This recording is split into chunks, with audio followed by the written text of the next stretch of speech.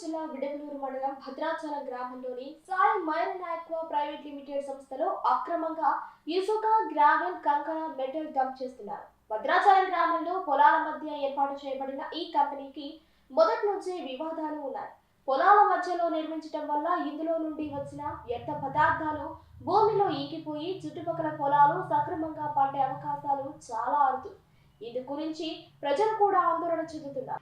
నెల్లూరు జిల్లా విడవలూరు మండలం భద్రాచలం గ్రామంలోని Sai Myron aqua private limited సంస్థలో అక్రమంగా ఇసుక, గ్రావెల్, కంకర, మెటల్ డంపింగ్ చేస్తున్నారు.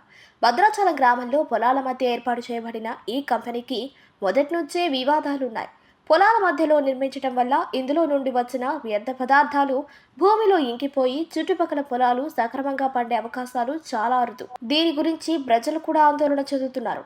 ఇది కాదన్నట్టు లోపల సీసీ రోడ్లు, కట్టడాలకు సంబంధించి అక్రమ మట్టి రవాణా, ఇసుక డంపింగ్, బిల్లులు లేని మెటల్, అధికార పార్టీ నాయకుల అండదండలతో ప్రభుత్వ అధికారుల సహకారంతో యథేచ్ఛగా డంపింగ్ చేస్తున్నారు.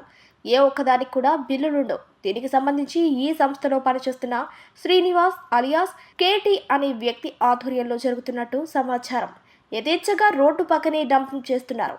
ఇప్పటికైనా అధికారులు స్పందించి ఈ అక్రమాలను అరికట్టాలని ప్రజలు కోరుతున్నారు.